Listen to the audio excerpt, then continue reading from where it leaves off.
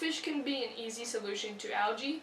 They won't usually eat all of it, but they can help you in getting rid of it. So you could get a little group of Otto singulus, or Otto catfish.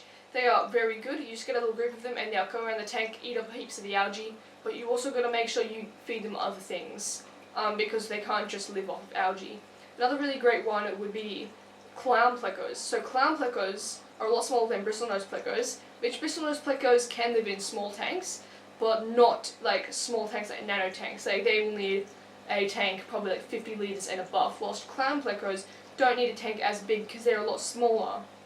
Snails of all sorts of species are also really good. Most of them are going to clean the glass. It doesn't really matter which ones you get, including pest snails.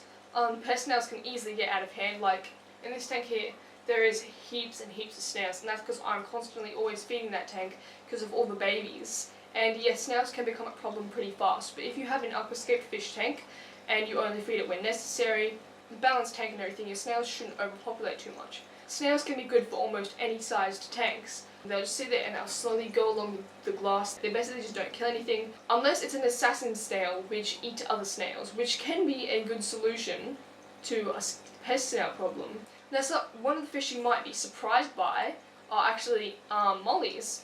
So mollies do like to go around and they pick at algae. They won't clean it like a pleco or an Otto catfish, but they will go around picking off little bits of like hair algae, diatoms. They're pretty good for that kind of thing.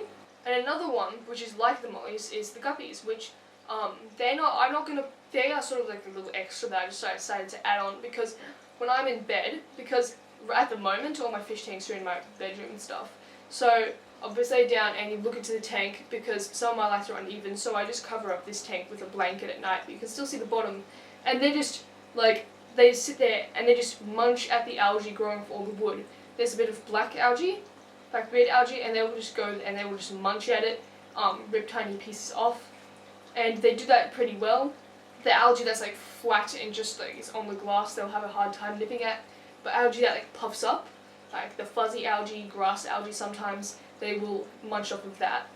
Shrimp are also really great for eating like broken down leaves and stuff, and algae, like hair algae, they'll nip at. Some different species of shrimp will prefer different species of algae, but they'll nip in there, they'll sift through all the algae, rip out little pieces and eat that.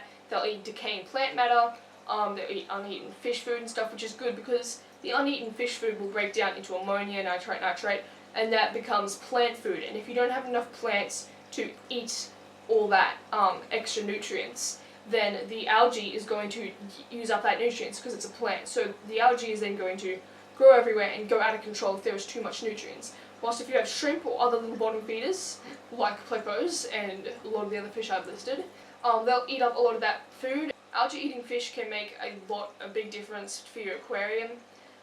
They make the glass look cleaner, obviously.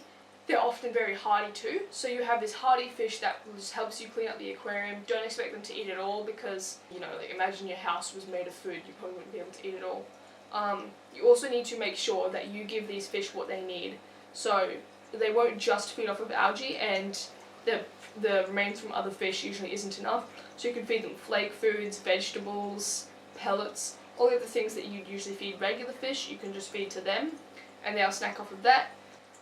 And if you are still getting heaps and heaps of algae even after you've put these fish in, that is definitely a sign of bad water quality or too much light. So if you want to know why your algae is growing and how you can stop it